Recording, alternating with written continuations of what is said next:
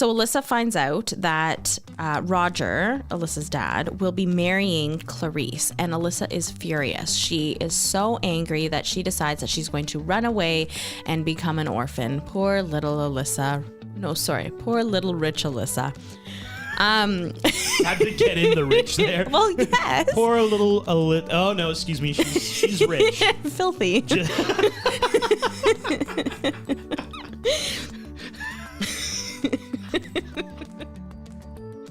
Welcome to the Rom-Com Rewind podcast. Hi, I'm Sarah. And I'm Devin. And like you, I love rewatching movies over and over again. You made it here. You found us somehow. First of all, thank you. Second of all, you love rom-coms. We do as well.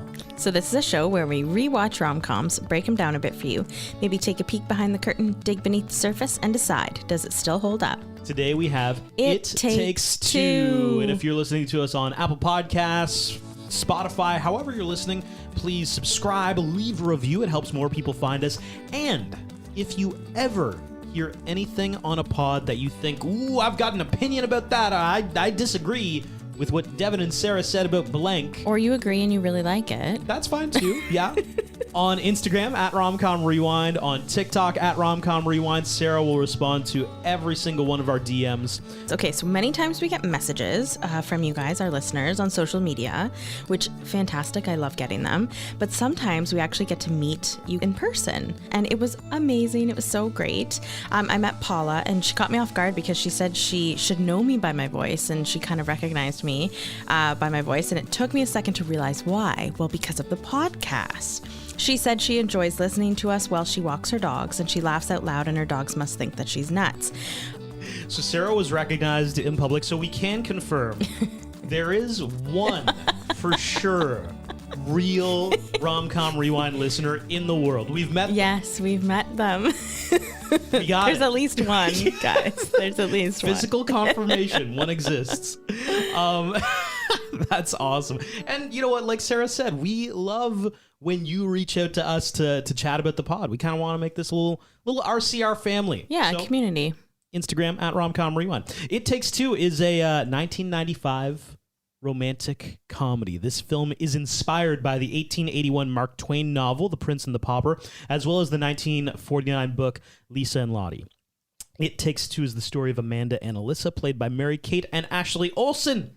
Woo! It's the Olsen twins. It is. Amanda's a New York City orphan, hoping to find a family of her own one day. She is cared for at her orphanage by the sweetest social worker, Diane. Diane's played by Kirstie Alley.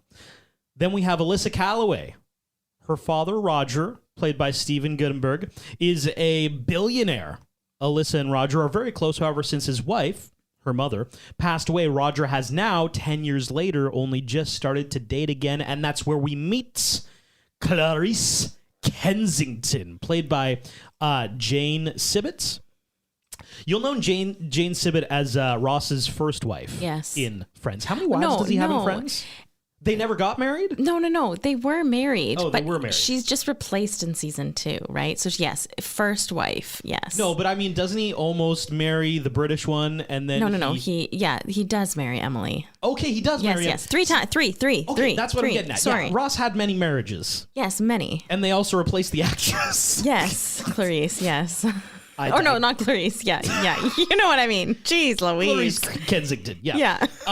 So we immediately get bad vibes from Clarice. But after Amanda and Alyssa run into each other at the Calloway summer camp, the two girls hatch a plan to, one, switch places, and ultimately get Roger and Diane together and get Clarice Kensington out of the picture. That's your lead-in for It Takes Two. What are your thoughts?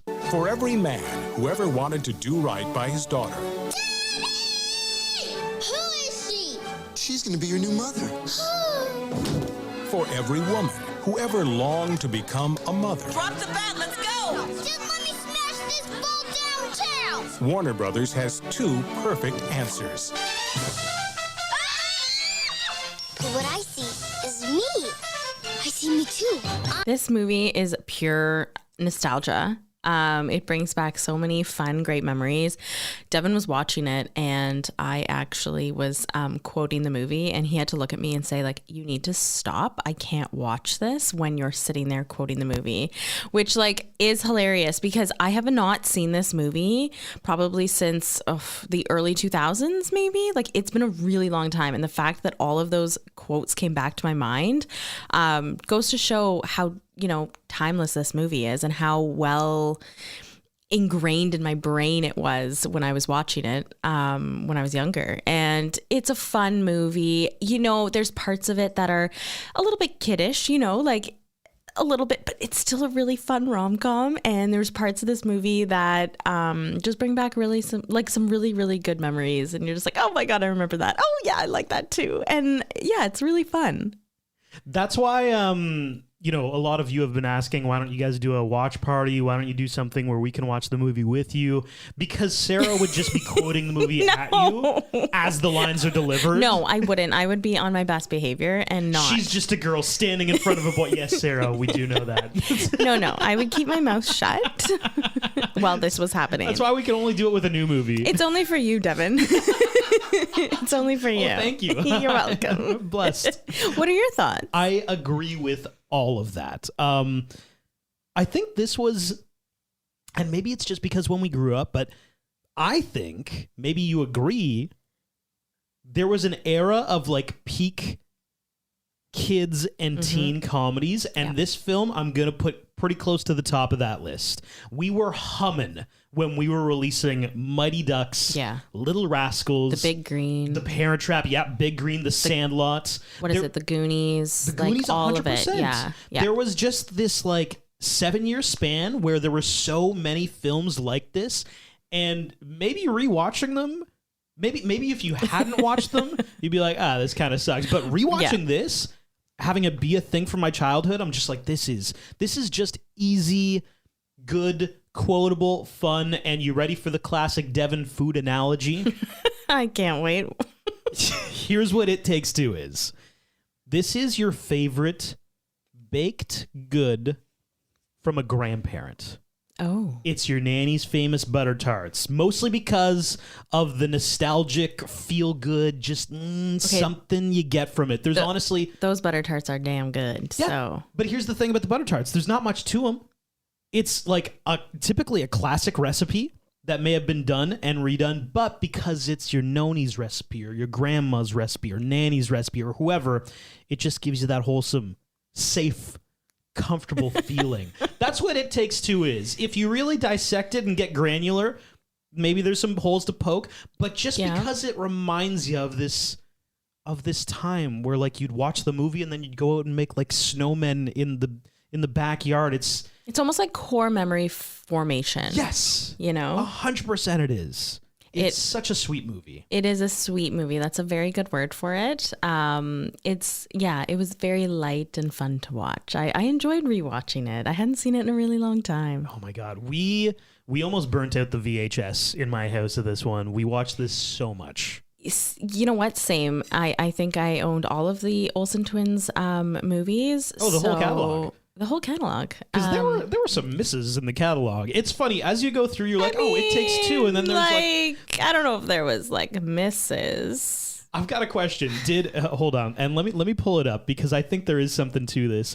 Did the Olsen twins give the Kardashians the roadmap for like where to go and what to do? Oh my God. Because, like the Kardashians did the same shit where they're like, passport to Paris, the Olsen twins did. I'm pretty sure the Kardashians did the same thing. What? Really? When? With what? Isn't it like Kendall and Kylie take on Paris or some shit? Oh, you know what? I honestly have never watched any of the Kardashians. Okay. So I can't actually confirm or deny. Everybody kind of did that, right? Didn't Lizzie McGuire go somewhere? Yes, Lizzie McGuire. Yeah. Well, I mean, she did the Lizzie McGuire movie. They went to Rome. Oh, and in 2002, the Olsen twins did a movie called When in Rome. Yes, Passport to Paris, New York Minute, Billboard Dad, Switching Goals. Winning London. Double Toil and Trouble. How the West Was Fun. To Grandmother's House We Go. These were all great, and I watched them all the time, and I loved every second of it. So yeah, okay, let's get into it. Amanda, like you mentioned, is an orphan, but she may be getting adopted. She's off to go to a home visit to her potential new home at the Butt Kisses house. And then we meet, on the flip side, not twin, because they're not twins. They are identical strangers, but I will get into that later. We then meet Alyssa. Her father owns a cellular company, one of the first, and they're very wealthy. And Alyssa is going to their summer home. And on the flip side, a little bit after, Amanda is going to the Butt Kisses. Well, the Butt Kisses, but then after that, they're going to camp for a week, which is across the mansion and the summer home. Clarice is Roger's new girlfriend, like you mentioned, and the main villain of the movie. We realize quickly why. She may be one of the best stepmom villains of all time. Ooh. We can dive into that later if you want. We can dive into it now if you want. Okay, let's do it. Because you are listening and you're thinking, It Takes Two, such a similar film to The Parent Trap. Such a similar film. Yes, it is. Such a similar film. I think we should do it. Let's do the ultimate comparison, the ranking Oh, gosh. between The Parent Trap Okay. and It Takes Two. All right. And we're going to go category by category and decide which of these two things we prefer. Okay, I like it. Let's start out with what you just mentioned. Clarice Kensington versus, remember in The Parent Trap, it was Meredith Blake. And every time we would see her come into screen, there would be... Hal, this is Meredith Blake. Hi. Very sexy tenor saxophone. Yeah, that's right. I forgot about that. Meredith Blake, which they also kind of did a little bit to Clarice Kensington, I noticed. They kind of did. At times. Yes. I mean, yeah, there were some hair movements in this movie that were like atrocious. So, yeah. So, ultimate ranking, who was the superior female antagonist? Who's trying to steal the man? In my opinion, Clarice, hands down. Really? Are you freaking kidding me? Oh my God. Oh, I disagree. She tries to hit her at the end. Yeah, that was a bit much. She tries to hit her twice. Okay, like honestly, like I was like, oh my God, I forgot about this. Whoa. Like I was like, no, this is just not appropriate. Yes, agree. Well, I agree that was inappropriate. But I'm going to say Meredith Blake. How and why? Because Clarice Kensington is a lot of like unhinged chaos here. She is unhinged. Frantic. She's very frantic. She's whereas Meredith Blake is suave and polished. Remember the tenor saxophone guys? Yeah. I just prefer Meredith Blake as a villain. Clarice there's no unhinged chaos. She's just unhinged. It's just like, that is just pure unhinged. Is it unhinged separately chaos? It's like, sure. And she does both. And like running up the aisle, like it's just so much. And like planning the wedding for the night, like there's just a lot going on that is like red flag, red flag, red flag, red flag. Sure. The haircut, terrible. Oh my God. So bad. She went from like, okay, you're pretty. And I mean, not to say her haircut was horrible. Like horrible. And I think that was the point. She became more of a villain throughout the movie. Totally. Yeah, no, she was definitely the better villain. I think Clarice Kensington would kill somebody out of spite and anger and just stab a man, whereas I think Meredith Blake would poison somebody's bagels. There's some forethought there. Oh, you know what? No, I do think Clarice would also poison the bagels or slowly put like rat poison in soup and feed the family. Wow. Yeah, I do. I've thought this one out. The Olsen twins versus just Lindsay Lohan in The Parent Trap. Oh, Lindsay Lohan. I agree. I love the Olsen twins, but just the fact that Lindsay Lohan, she did double the work, guys. She did 2 roles. She did. Think about how much filming. She got so many like education on pranks under her belt. She pranked herself many times. Yeah. And also, like, you know, we weren't in the midst of Marvel movies being everywhere at the time. Like, green screens weren't as popular. So just the fact that she had to talk to a person who doesn't exist. Oh, that's a good point. And then talk again to another person who... Yeah. And I just said that shit 2 minutes ago. Impressive, Lindsay. It really is. It really, really is. The male protagonists, Roger Calloway, played by Steve Guttenberg, or Nick Parker, played by Dennis Quaid. So are we like, is it like more charming, lovable? It's all around. I mean, Dennis Quaid. Yeah. I like definitely. No offense to Steve Guttenberg. You know what? He was good. He looked good in a good pair of jeans. I did like his butt. Okay. I had viewed that. in this movie. But, you know, Dennis Quaid. Overall, Dennis Quaid just has this It's charm that and smile. charisma. It I'm is the telling smile.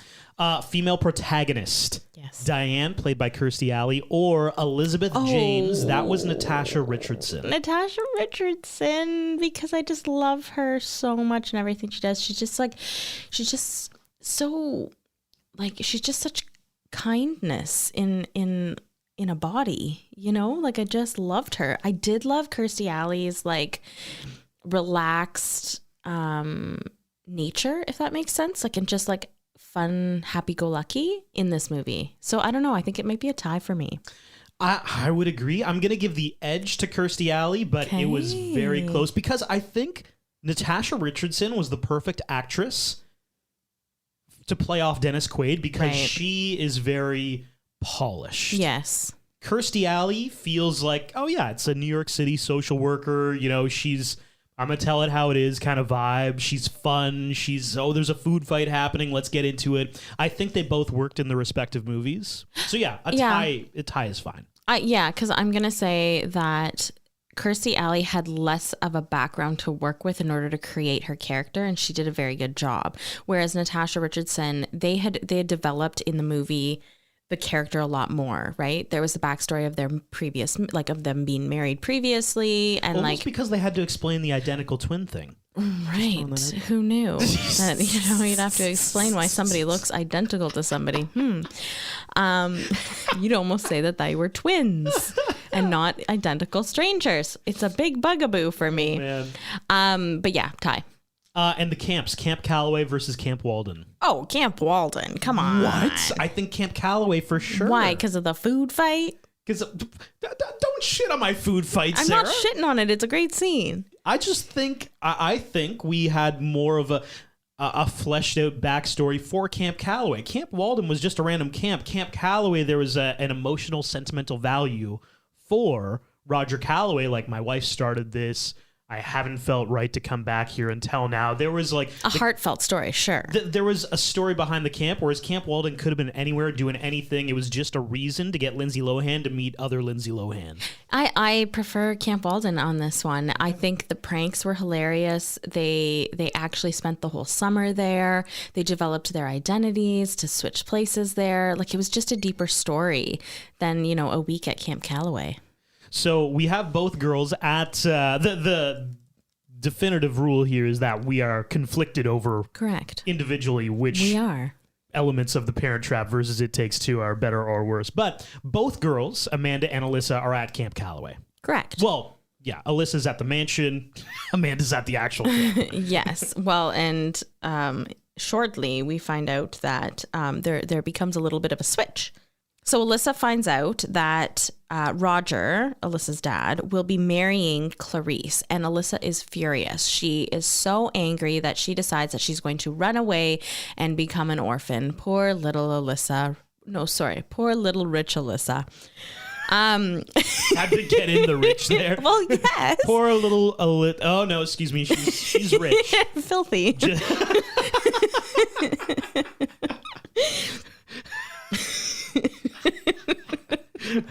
I love how you corrected yourself. Well, yes.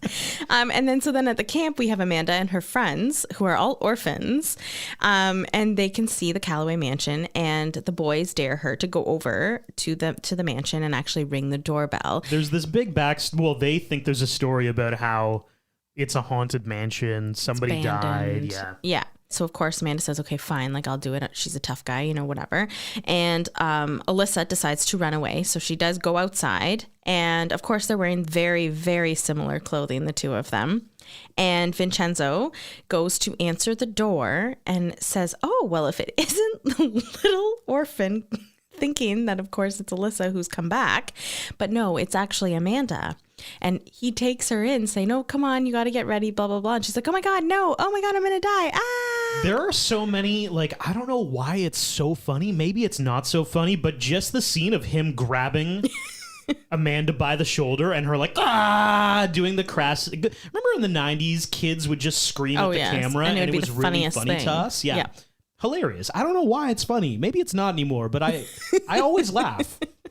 And then we have Diane at the camp who finds Alyssa and gets her to run into a football game. Yeah. Of course, she has no idea how to play because she only plays, rich people sports. Right, like horse riding mostly. Yeah, exactly. And piano playing. Anyway, so she has no idea how to play. She ends up running into the bush. And then Amanda at the mansion finds a portrait on the wall of her. She's like, oh my God, this is me on the wall. And then she sees Clarice dressed as recently gotten out of the shower with a face mask on, but she looks to a child, I'm sure, as a white ghost. She screams and runs back to camp. The two girls are running to each other's home bases, and they run into each other literally, and they discover that they're identical people. And now, this is where I want to clarify, they are not twins. There's no backstory that explains that they're twins. They're just like, whoa, we look the same. Whoa, we're identical people. We're identical strangers, I think they say. Actually. Somebody says at one point. How does this happen? Now a couple of identical strangers have decided to play matchmaker. All they gotta do is meet once, then they'll fall in love for sure. It doesn't. Because you hired two actresses who are literally twins. So in The Parent Trap, we had Lindsay Lohan playing two people. And they were twins. And then we have It Takes Two, who is played by twins who are not twins by identical strangers. I just don't get it. I feel like Sarah has more to say about it. Yes, I'll say it later on. So they obviously decide to switch places for one night only, and they will meet the next day to switch back. Alyssa wants Amanda to get rid of Clarice for her. And I think in Amanda's mind, she wants to see what it's like having a family. Yeah. So at the mansion, it's the eve of the engagement party. And Amanda is doing an over-the-top job at pretending to be Alyssa and charming the guests, but is shocked, when she eats an escargot because she has never had that. And then she has to play piano because Clarice has told the entire room that she can play. So she goes up and says, "This is for my new stepmom," and slams the piano after saying how she absolutely adores her new stepmom. I loved this scene. One thing, so not to keep going back to The Parent Trap, but in The Parent Trap, there was a British Lindsay Lohan and a non-British Lindsay Lohan, and they switched. I find this one a little bit more believable to be like, okay, one's just going to try to do a New York accent. Right. And the other one's just going to try to talk properly. Yeah. That's all we're making them do. Been through etiquette class or something. It's a lot more achievable instead of okay, kid, do a British accent. Yeah, I think, again, back to The Parent Trap, Lindsay Lohan definitely had a heavier bag to carry with the role. Wow, that was very well put. Thank you. Nicely done. Yeah. She had a lot of hoops to jump through. Baggage. You said it. Yeah. She's carrying a bag, guys. Yeah. Whereas, the twins made easy, no green screen, and no accents, just put on a little bit of a New York accent versus a different accent of, proper etiquette, etc. It also should be mentioned, and I didn't remember it until I was watching this film, that Dual Star Productions was the production company that put this on. Owned by the Olsen family. The Olsen twins became co-presidents of Dual Star Productions. That's why they made all these movies of themselves. Because they're like, we own the production. We're just going to make more movies of us. We're a household name. Let's do it. Well, we are making ourselves famous, which also gives me the roadmap for the Kardashians vibe. I see your point. They're probably let's give ourselves a little bit of an easier script. Nobody's doing a British accent here, guys. Yeah. Come down. So that night at the campfire at Camp Calloway, they play charades, the whole group of them, and Alyssa doesn't know how to play, but she wins anyway by her fainting thing. And kids are realizing at the camp that Amanda isn't being herself, so they decide to prank her with hiding a frog in her bunk bed and seeing how she reacts. Excuse me, it was a toad, Sarah. Oh, sorry. I'm sorry. It's a toad. So after she is basically freaks out, runs out screaming, Diane is combing her hair, and after, the frog incident, and they're having a really good time at camp, catching up, catching fish the next day, doing pottery, all of those things. And at the mansion, Amanda actually gets to say goodbye to Clarice because she is leaving to go back to the city to plan the wedding for the following month. Amanda gives her a little goodbye gift by sticking her gum that she's chewing in her hair, which I also thought was absolutely golden. These were the pranks I wanted. I wanted more of them.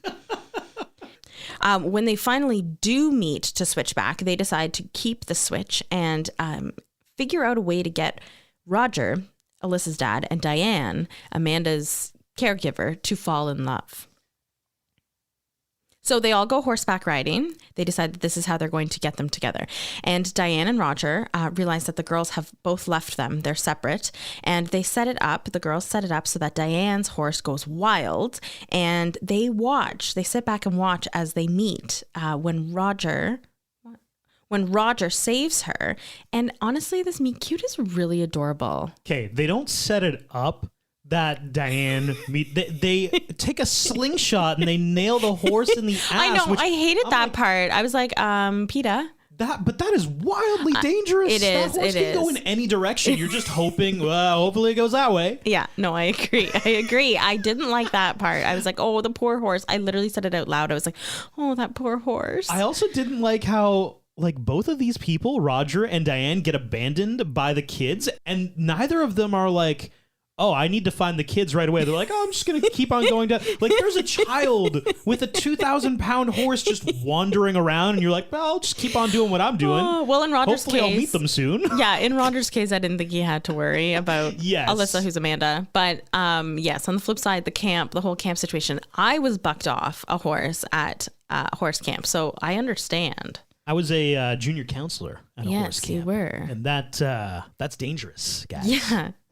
Okay, so they're meet cute. It is adorable. They're talking about his butt and his ego, and I just love their chit chat back and forth. This is a prime meet cute, and it's just this is my best scene. I just loved this scene. Such a good meet cute. He saves her. They're chatting. He bonks his head. Yeah. Which is so funny. She cares for him. It's really adorable. Then they go back to the mansion, though. Yes, and Diane helps fix his cut. The blowing on the cut scene, so intimate. I remember when I was watching this, younger, I was like, oh, this is how we get a guy. Blowing on his cut. Yeah. Wow. I was like, ooh, that's close. Stop learning TikTok dances, kids. You just got to blow on a dude's cut. You just got to help somebody in need, help somebody in need, You just got to blow on their it's their blowing wound. on the cut. It's blow on their wound. Blow on the wound. That's what she, yeah. That's what love and romance Hopefully it's is on missing. their face, so it's nice and close. Yeah. I mean, not hopefully it's on their face. You'd hope not, but What are you saying, Sarah? I don't know. I hope you have a facial scar somewhere in the future. Become a future Bond villain. You're right, though. It's not sexy if you're blowing on a foot. Oh, no. I gashed my toe. Can you please blow on It it? sure won't. Oh, no. That's You a big sure no. won't. Okay, so they're chatting, and Vincenzo, is that Vincenzo? Vincenzo, yes. Okay, it's because I have Vinny in my notes. Sarah, you're Italian. You know his name's Vincenzo. I Come on. I know. So anyway, they're chatting, and Vinny comes up and he says, oh, it's Miss Kensington on the phone. So instead of telling Diane that it's his fiance, he just says, oh, it's Miss Kensington. I mean, that's quite telling right off the bat. The guy is not really in love with her. He's falling quickly in love with Diane, so quickly. So quickly. Not even a previous I've been married to this woman and I still love her. I just met her and I'm falling in love. She blew on my cut. Okay, so we got to get over the cut thing. Yeah, I know. But it's too easy. Okay, so he gets on the phone and it's Clarice. She's in a salon getting the gum out of her hair and she is raging. She gets pissed because she hears that a woman's there. She can hear Diane in the background. Diane leaves, and later on, Roger has a talk with Amanda, and they talk about, the nice lady from camp, and then on the same goes for Diane, who's talking to Alyssa at the campfire. Although Diane says oh, you know what, he's wonderful, but I don't stand a chance. So the next morning, Roger talks to Vincenzo and says, you know what? There's this spark between me and somebody else other than Clarice. Vinny says, you need to go and take a drive and think about things and see where you end up. I mean, we all know where he ends up. At the camp. So at the camp, though, we find Diane, who finds out that Amanda's adoption went through without her report. So she's freaking out because the butt kisses just based off their name are not good people. Diane wants to adopt Amanda herself, but they won't let her because she doesn't make enough money and she's single. Something special about 90s movies. They always really broadcast who the bad people are just by their names. Totally. They 100% The did. butt kisses. You know the bad people. Clarice Kensington. Yeah. Does not feel like a nice person. Okay, so we have Roger who shows up at the camp and again wants to make it up to her. Diane says, okay, give me your car. He chuckles, thinking obviously she's kidding. Then asks if she wants to go to a pizza place for lunch. And she says, like, I can't. And it's not because I don't want to. It's because I'm on duty today in the mess hall. And he goes, okay, well, let's go for lunch there. So This is my best scene, actually. The food fight at the Callaway camp. Growing up in the 90s, did you feel this way as well? I definitely thought my life would involve more food fights just because of the prevalence in these kids' movies. I feel like so many of them had food fights, and then I grew up and now I'm a grown man and I'm like, I didn't have any food. Did you ever have a food fight? yeah, there was a food fight at my it was like an elementary school, but it also had grade 7 and 8. So, yeah, we did. And then after that, How did it happen? Was it the same as this? Just somebody spills a thing and then you're like, let's do it. I think it was like boys perpetuating the food fight. Like The they food fight wanted culture, it. yeah, of like course. they wanted it. So like it happened, you know? And there were so many food fights within like, I don't know, it was just short amount of time that we were no longer allowed to use the cafeteria. And when I Whoa. say it was a cafeteria, it was just like a room with a bunch of like long tables. There was no like One might call that a cafeteria. but there was no like food that you could like buy or anything like that. So- it was just a room with like long tables. Your where school people- was like, we need to get a hold of the food fight situation here. Yeah. We're closing the cafeteria. Yeah, they closed the room that the long tables were in, and we had to then proceed to eat in our classrooms with like our classes. Wow. Mm-hmm. I feel like I missed out on childhood. My school had no food fights and definitely did not need to close any areas of the school. Yeah, due to luckily them. I wasn't hit with anything, so that was good. Another thing, just while we're on the topic of food and things that 90s movies really perpetuated, Yeah. This film, I think, singularly contributed to my love for Sloppy Joes. Oh God, yes, 100%. They made it look really gross but delicious. Gross but delicious. and Alyssa, playing Amanda, pretending Yeah. to be Amanda, takes one bite and she's like, oh my God, I love this. And Diane's like, yeah, it's your favorite food, thinking she's Amanda. But okay, I got a question for you. All right. On the index of messiest foods, where do you think Sloppy Joes rank? I found this was literally the first hit on Google. Out of what? 10. 8. Ooh. 3. Oh. What? Okay. We What? got chicken wings at number 1. As the messiest? Messiest. Oh, I thought 10 was the messiest. I don't know. At what list are you I like, don't know. 10 is the most I and know. 1's the least? Sometimes, it just doesn't go through my brain properly. Oh my God. Like 10 being the messiest was in my mind. And sorry, you said 8? Yes. So you would have been right. The third most right. messiest? Yes. Yeah. I would have probably chosen 3 or 4. But yeah. Okay. Okay. So chicken wings as being number 1, the messiest. Chicken wings number 1. Chili cheese fries number 2. I don't really get that. You know what? I don't know if I've ever had chili cheese fries. Burritos number 4. Corn on the cob number 5. Spinach weirdly number 6. I don't know how that's messy. Okay. Candy apple 7. Powdered donuts 8. Watermelon 9. S'mores 10. What's missing from the list, Sarah? Chocolate fondue? Sarah has complained about this multiple times in the pod, how lobster Oh. is the single least attractive thing to eat because it is yes. so messy. It is so messy. And like the water just goes everywhere. Like when you're cracking like the shells and stuff, it just like squirts everywhere. Anyway, food fights. Yes. The Alyssa scene. pretending to be Amanda trips a kid trying to so here's the thing. Diane's trying to introduce Roger Right. to like, this is my favorite kid here. I love this kid. Alyssa's like, holy shit, that's my dad. Yeah. So she puts on a chef's hat to try to like distract them. And then when they try to pull it off, they do pull it off. She trips a kid. That kid spills mac and cheese all over Everywhere. Roger. And then Everywhere. a food fight ensues. Correct. So much Led fun. by so much fun. Led by Roger himself. Kirstie Alley.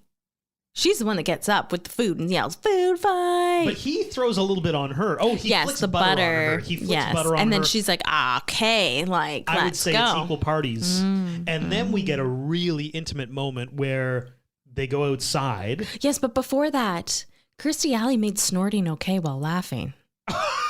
I just have to say, because there are a few times in my life where I have laughed and snorted and been okay with it because of Kirstie Alley and this scene. I had to say it. Normalizing snorting while laughing. Thank you, Kirstie. Absolutely. Thank you. Then they get outside and she says, why don't you go take a shower? And Roger's like, nah, I'm going to take a dip in the lake. And then we have a really cool scene where he pretends to drown. She jumps in to get him. They have a little splash. The canoodle. Oh, there is such canoodling. It's adorable. Yes. It's sweet. And as well, Roger at this moment also reveals to Diane, like, yeah, Miss Kensington is my fiance. We're set to be wed in a month. So she kind of storms off. She's upset. Yeah, she's like, you know what? We almost had it. I could feel it. You and I, like, there was something there. And, you know, I kind of wanted to find out. And so did he. And Diane says, like, you know, I want that can't eat, can't sleep, reach for the stars, over the fence, World Series kind of stuff. And that quote right there is so iconic. It's said multiple times in this movie, and I think it resonates with Roger because he thinks daughter, Amanda's at the mansion. She makes that quote to him like 10 minutes earlier in the film. So now he's heard it twice. That's gonna have some meaning. Absolutely. So in the water, they also almost kiss, but it's interrupted by kayaks falling over. And so the two girls, though, they don't give up. They say, third time's a charm. Let's try to get them together one last time. So they still stay switched. So Roger gets back to the mansion and Vincenzo says, oh my gosh, Clarice is here. And he goes, oh, okay, like I'll just take the call, blah, blah, blah. He goes, no. Like she is here in person. She's like, I'm so excited to see you. I can't wait another day. Let's get married tomorrow. They're leaving, they're packing up and everything. But the two girls write love letters to Roger and Diane, posing as Roger and Diane to try to get them together one last time. So Diane goes to meet Roger, but he obviously never shows because they're packing up to go back to the city, and neither does Amanda. So while walking back to the camp, Diane sees that the butt kisses have taken Alyssa away without Diane knowing, and Diane takes the camp jeep to go and try and get her back. At Alyssa's new house of her adoptive parents, she meets all of her new brothers and sisters, and they're 8 kids, and all of their names start with B because they want them to have, you know, the butt kisses situation. So Alyssa gets a new name named Betty Buttkiss. Hate it. It's horrible. Yes. So back at the not the mansion anymore, I guess in New York City, Amanda goes to see Vincenzo to get him to believe her that she is not, in fact, Alyssa and that she is Amanda. And it's actually a really smart way to do it because she goes to Vinny and says, like, you've known me all my life. You know every like bump, bruise, scar I have. And he goes, yes, of course.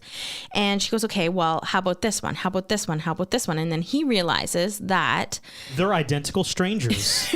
Identical strangers. Here we go again. And so he now believes her that, you know, they did switch places and whatever.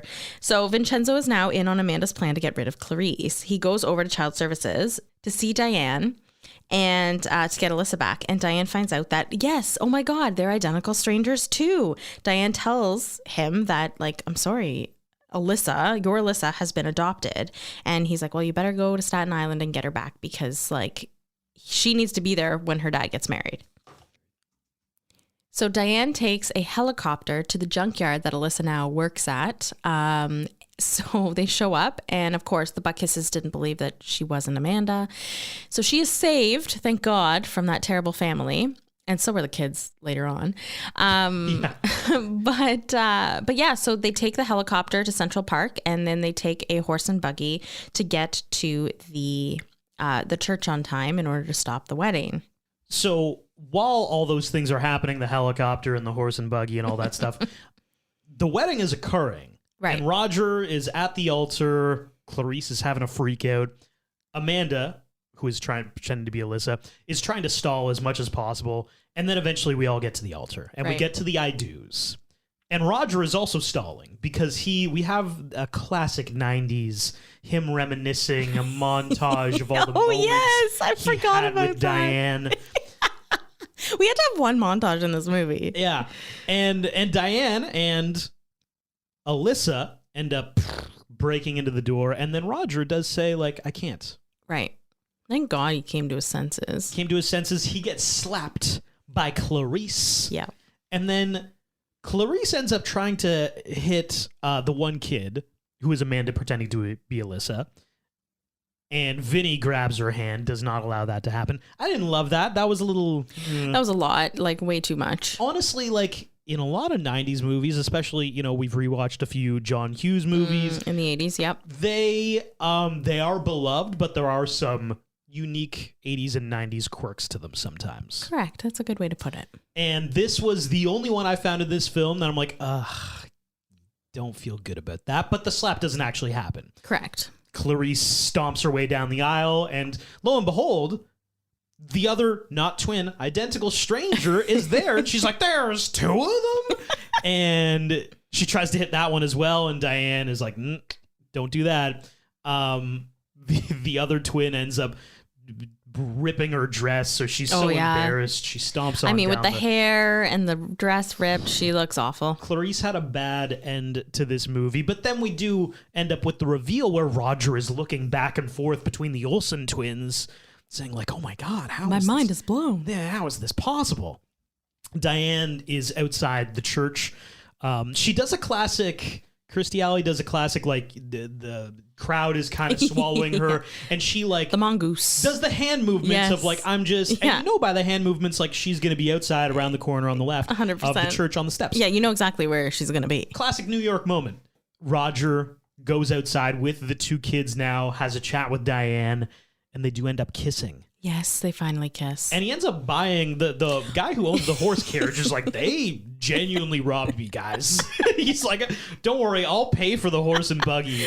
And then they do a little tour of Central Park, and we assume they live happily ever after. Yes. Well, and I actually liked the full circle moment on the horse because like that's how they met. And then he's like, you know what? I'm going to buy that horse because it deserves a nice home in the countryside. And I'm like, oh, like that's how they met. Meet cute. And then that's how kind of it ends. I like that. Absolutely. Quick facts.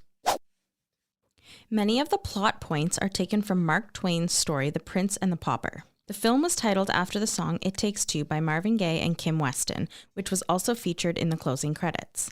The camp used in the film was Camp Minneyowi, located in Muskoka, Ontario, Canada, which is still an active summer camp today. Mara Wilson was considered for the roles of Amanda Lemon and Alyssa Calloway after director Andy Tennant had seen her in both Miss Doubtfire in 1993 and Miracle on 34th Street in 1994, but she was unavailable as she was doing Matilda in 1996. Christina Ricci, it was also considered, but she was also unavailable as she was doing Casper, the 1995 version.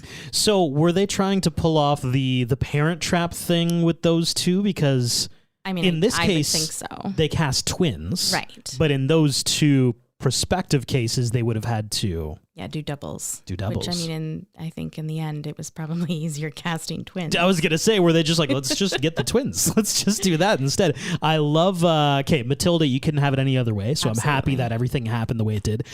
Christina Ricci in this spot could have been cool. During the horse chase scene between Kirstie Alley and Steve Guttenberg, it can be clearly seen that they are indeed the ones doing their own riding stunts in almost every clip of that scene. I was actually paying attention to that to see it does appear that it is them the whole time. I think so. Or almost anyway. There were 8 locations where this movie was filmed. The real-life address of the Calloway mansion used in this film is 68 The Brindle Path, North York, Ontario, Canada. Other film locations were, like I mentioned, the summer camp in the Muskokas, and Toronto, Canada, Cincinnati, Ohio, St. Bartholomew's Church in Midtown Manhattan, New York. Generally, they filmed in New York City, Port Sydney, Ontario, Canada as well. John Candy was first considered for the role of Vincenzo, but he passed away before the filmmakers could even ask him. Oh, I would have loved that. That would have been so wholesome. Danny DeVito, Joe Pesci, Bob Hoskins, Harvey Keitel. I'm going to go through a whole bunch here. Christopher Walken, Patrick Stewart, Dick Miller, Robert Davey, Gene Wilder, John Cleese, Eric Idle, Phil Collins, Jack Nicholson, and Christopher Lloyd were also considered for the role. Michael Richards was offered the role as well, but Seinfeld producers wouldn't allow him out of his contract to do the movie. Sir Anthony Hopkins and Sir Michael Caine were both offered as well and declined. Michael Caine would have been really sweet. Yeah, I would have been actually. Winona Ryder was the director's first choice for the role of Diane Burrows. Reicher Entertainment rejected Ryder because they thought she was too young for the role and actually wanted Julia Louis-Dreyfus instead. But again, the producers of Seinfeld wouldn't let her out of her contract to do the movie.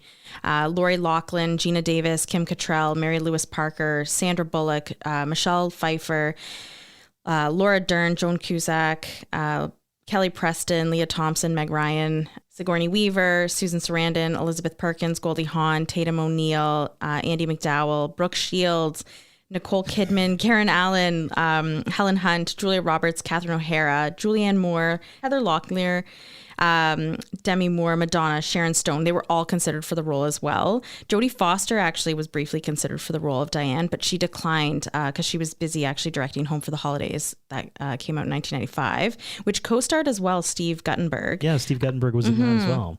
That's a long list of actresses. It is. Like, I feel like at the time, it's like, okay, everybody around this age, who can we consider? Okay, we'll put everyone's name down. Everybody's name's in the hat. Can I say Lori Loughlin would have been absurd because it's like the Olsen twins on Full House, and then she's the love interest in this other thing. Well, that would be ridiculous. You will be interested to know that the role of Roger Callahan was actually originally written for Bob Saget. Bob Saget? Get out. That's absurd. So I hate that. So the Olsen twins' dad on Full House, which he was not my favorite character in Full House, so I'm happy he was not cast. I just hate that they like almost made it a Full House reunion. Like that would have made it worse. Yeah. Yeah. Full House is its own thing. It's its own special thing. Don't bring it into a Don't different try universe. to mix and match. Yeah. Yeah. So he reluctantly turned it down in order to focus on hosting duties on America's Funniest Home Videos at the time. Other people that were thought of for this, Steve Martin, Kurt Russell, Tim Matheson, Tim Allen, Jonathan Frakes, Pierce Brosnan, Harrison Ford, Dan Aykroyd, Robin Williams, Tom Selleck, Mel Gibson, Martin Short, Jeff Goldblum, Tom Hanks, Dennis Quaid, Bill Paxton, John Travolta, Stephen Collins, Hugh Grant, Chevy Chase. Oh God, Chevy Chase, no. For the Stephen Guttenberg role? For dad? Roger Calloway, yes, Hey. yes. Michael Keaton, Richard Dreyfuss, Bill Murray, John Goodman, Alan Thicke, Bryan Cranston, Gary Oldman, John Ritter, Bruce Willis. They were all considered. If Dennis Quaid did this, I know, that would have been like going from The Parent Trap to It Takes Two, or vice versa. I can't remember. It Takes Two to Parent Trap. That's how the Parent Trap's after. Yeah. That would be like Ashton Kutcher starring in Friends with Benefits and No Strings Attached. Yeah, you know, they're the same movie that came out at the same time with the same guy too. That would have been crazy. Mind blown. Seriously. Reicher Entertainment had tried selling the film to various studios, including Paramount Pictures, New Line Cinema, MGM, and TriStar Pictures, but all three studios turned it down. Warner Brothers picked up the theatrical and home video rights to the movie, as they had a deal with the Olsen twins production company, Dual Star at the time, Dual Star Productions. Coincidentally, Paramount is the current owner of Reicher Entertainment's film library. Really? Fascinating. And we watched this on Netflix, just if you're wanting to watch it as well. Kirstie Alley plays a character named Diane, which also is the name of the character she replaced on Cheers, who was played by Shelley Long. Steve Guttenberg and Philip Bosco appeared together in Three Men and a Baby. Kirstie Alley and Steve Guttenberg had both previously worked with Ted Danson on Cheers and in Three Men and a Baby and its sequel, respectively. When Amanda is first mistaken for Alyssa at the Calloway house, she refers to Vincenzo as Lurch. This is a reference to the Addams Family, with Lurch being the name of the tall, scary butler. Ernie Grunwald, who plays Harry Butkus, goes on to work with the Olsen twins in the television show Two of a Kind. Ivan Reitman was asked to direct but declined because he did not feel he was the right choice for the film. Stephen Miner was considered to direct because of his work with child actors on The Wonder Years, but decided to direct Big Bully instead. I want to do some extra quick facts, but it's like you know the game Two Truths and a Lie? Yes. It's not quite like that. It's two lies and a truth about the Olsen twins. Oh, okay, cool. Because they have had very unique and storied lives. They have. Especially, lately. Moving on from this movie and on. Yeah. Very interesting. So I've got 3 of these. Okay. I'm going to tell you 3 things. 2 of these things are lies. 1 of them is a truth. Okay. Let's see. The first of which is that Ashley Olsen, outside of being a fashion designer, moonlights as a professional nightclub DJ. Or Mary-Kate Olsen is a certified polyglot. That is when you're fluent in 4 or more languages. She can speak English, French, Spanish, Korean, and Cantonese. Or Mary-Kate Olsen is a competitive equestrian. She has competed in numerous professional horse riding events, including show horse jumping as recently as 2021. Okay, so I can't see them being either of them being equestrian. Really? Okay. Yeah. God, I really don't want them to be a DJ. So those are my 2. So I think one of them actually can speak 4 languages. Incorrect, Sarah. Oh, no. They're the DJ, aren't they? No. Okay, good. Mary-Kate Olsen is like a genuine professional wow. horse, like an equestrian. I had no idea. That's really cool. Didn't they they were riding the horses themselves in this film, right? Yes, I guess that's actually, you know what? I should have gone off that. I should have known. They're kids and they can ride fairly well They at the can, time. yeah. That continued on. Okay, next one. and this one is a little bit heavy, or all of these options are heavy. Okay. Because the true story I found to be very fascinating, even though it is kind of a heavy topic. Okay, let's go. Ashley Olsen is one of the last people to see the artist formerly known as Prince alive. Or Mary-Kate Olsen was such close friends with Heath Ledger, when his massage therapist found him unconscious, she called Mary-Kate Olsen before she called the police. Or Ashley Olsen was made to testify in the Tour de France investigation of Lance Armstrong as they were dating at the time. Whoa. Which is true. One of those things is these true. Are insane. I know. That's why I wanted to say it. I know they're all heavy, but the truth is fascinating. Okay, so I'm going to go that they were friends with Heath Ledger, the one, Mary-Kate. Mary-Kate Olsen, that is true. That is true. I guess the person who found Heath Ledger called Mary-Kate Olsen twice and then called the authorities to the point where Mary-Kate Olsen actually had one of her bodyguards go over to his location. What? As police were also That's arriving. crazy. I know, right? Wow. Also, juicy. Like just so interesting. a quick little fact, I had the Lance Armstrong thing in there because he did date Ashley Olsen. What? They dated back in 2006. Here's the hilarious thing. How old were they then? It's a 15-year age difference. Wow. And his marketing team said that they made him break up with her because, get this, they were worried about how it would affect his image. If only they knew. Oh my God. Just wait a few years. Yeah, you guys have no idea the image issue you're going to have to go through. She is the worst of your problems, guys. The last one. One of these things is true. Mary-Kate Olsen had a recurring role in the series Weeds without her sister Ashley Olsen. Ashley Olsen had gone on to act in a number of straight-to-TV Lifetime films before leaving acting. Or Mary-Kate Olsen makes a small cameo in the new Morbius film, as she's close friends with Jared Leto. Okay, did you pick all stuff that I have not seen? Because I haven't seen any of that. I'm going to say that she was in Weeds. She was in Weeds. Ooh, good You're guess. right. Okay, that was purely a guess. You're finding your way through my my tricks because Ashley Olsen, in fact, did date Jared Leto. Wow. That is true. I feel like their dating history is so interesting. It is. When I saw Lance Armstrong and Jared Leto, I'm like, this is wow. Yeah, wild. Interesting. And that's your little Oh my two God. lies and a truth Okay, game. that was fun. I really liked that. glad you enjoyed We should play that more often. We should. We I like we don't that. often get people with such unique histories. No, as this is true. This is Ashley very Olsen, true. though. They have very, very interesting lives. And now we're on to honorable mentions. Okay, so my honorable mention is that Kirstie Alley and Steve Guttenberg could actually do their own stunts on the horse. I think that is amazing because those scenes were pretty fast. Yes. They were on those horses, they were moving. So good for them. I give them props. 100%. That is impressive. My honorable mention is just Kirstie Alley. Yeah. Obviously, with her passing over the holidays, we wanted to do this film, but I think because she had been out of acting for so long, we kind of forgot how monumental she was around the time that this came out. Yes, she was, 90s. She did lots. She won an Emmy and a Golden Globe for her role in Cheers. She had been nominated many times as well for Cheers, as well as Veronica's Closet. She was in It Takes Two, obviously this one. Look Who's Talking, Look Who's Talking 2, Look Who's Talking Now, For Richer, For Poorer. She kind of like dominated the 90s, and it's kind of one of those weird things that just, you know, her life had obviously taken a different turn. She went away from acting for so long that she was a big deal when this movie came out. She was huge. She is my honorable mention. I like that. And rewatching it, she was awesome. She was. Oh my God. I was like, oh, I know every line. And I just like, it was fun to watch her. What should have been?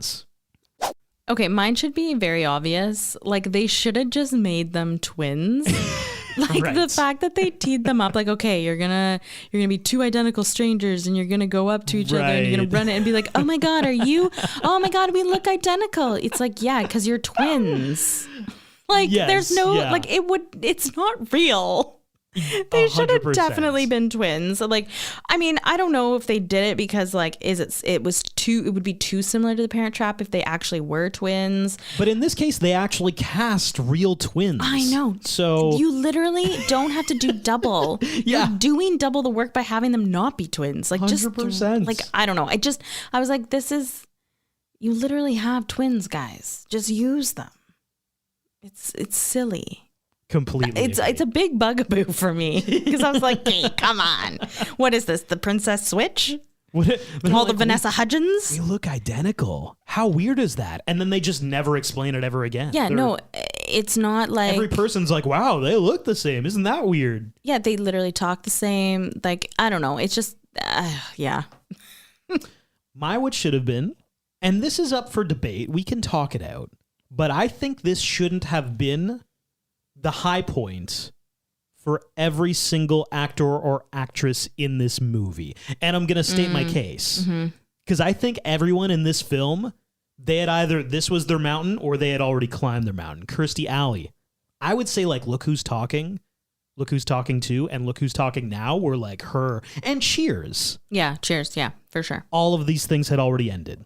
Steven Guttenberg had done Police Academy in the Yes, 80s. yep. He did Three Men and a Baby in 1990. The Big Green, which came at the same I year. love The Big Green. It was the same year as this. Yep. And then after which he hasn't He purposefully left acting though. really, I didn't know Yes. this. Yeah. Tell us the story. Yeah, he felt like he had like missed his own growing up and he missed so many things with his family. He just wanted to be closer to his family. And so he decided to take a step back from acting. He's done a few things. Like he has something coming out this year, some voice acting, and he's been like in a few things if you check out his IMDb. But ultimately, yeah, like he stepped away pretty much after this. Like he had big, like Three Men and a Baby, that was huge. But yeah, after that, he kind of did. He stepped away. So, the high points. Yeah, you're had right. passed. Yes, you're right. The tough ones. I mean, okay, Jane Sibbett. The only really significant thing that I could see that she had done was that she was Carol in Friends, Ross's Yes, she original was. wife. Yes, in the first season. In the first And then they season. replaced her. She was also in the movie Au Pair. Right, but like the only other role that I would say was as significant as this, Friends, first season was Yeah. in 1994. Oh, wow. Okay, yeah. That was a long time ago. Long time ago. And she had like a recurring role for a little bit, but like Right. only 15 episodes. Wasn't that much. Now the last one, and this is a tough one to explain, but Mary-Kate and Ashley Olsen. Yes. Was this No. do you No. Okay. I think this was kind of like their start of their own movies because they did a ton of their own movies after this and they were hits. Like I said, I owned them all.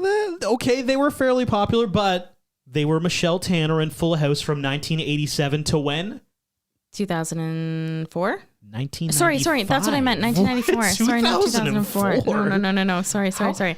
It's because you're rewatching Fuller House and you're like, it's still current. No, Different no. It's decade. No, sorry. 1995 was the okay. last season of Full House. I was going to guess 1994. As well, this film comes out, and you're right. They had Passport to Paris was one that we watched. Yes, loved it. Our Lips Are Sealed, whatever that is. Winning London. Oh, I remember Winning London. Yeah, they had a lot of their own stuff. Yes. But I would say Full House and this. Oh, they were massive. Don't get me wrong. But they did have they did create their own little empire with making their own movies and then kind of branching off that way. I would say if you're like, hey, who's that? You're not like, oh, it's the kids from the When in Rome movie. You're like, oh, it's Michelle Tanner. I don't know. Or You it's ask the you kids ask from any, It Takes Two. You ask any teenager growing up, you might get a different story. Well, now you might be like they're fashion moguls. That's Well, what yeah, they're known definitely. for now. Probably. And now their sister is bigger, so potentially. Overall rewatchability. Okay, my rewatchability is as follows. Chemistry, 4.75. Storyline, 4.2. Thirst Factor, 3.2. Imagination, 3. Soundtrack, 3.85. Cheese, 5. For a total, 4 out of 5. Okay, my rewatchability is Chemistry at 4.6. Storyline at 3.8. Thirst Factor also at 3.8. I think this is a great movie, but where we fall is the imagination. Yeah. It's based on a Mark Twain thing, which was also based on another novel, which is also being redone at the same time with Lindsay Lohan and The Parent Trap. I know The Parent Trap came after, Yeah, so Imagination's a 2.3. Soundtrack's a 4.7. It's just such nostalgic fun. And Cheese is a 4 out of 5 for an overall score of 3.86 Ooh. out of 5. Okay. I wish it was higher, actually. It feels like it should be higher, but at the same time, maybe that's just my nostalgic mind. Yeah. And it should be a 3.86, probably. 3.86. Yeah. This has been the Rom-Com Rewind of It Takes Two. If you're listening to us on Apple Podcasts, make sure you throw us a follow, a subscribe, leave reviews. And if you hear anything on any of our podcasts that you want to reach out and talk about, at Rom-Com Rewind on Instagram, TikTok, Sarah will respond to 100% of your messages. Thanks for listening.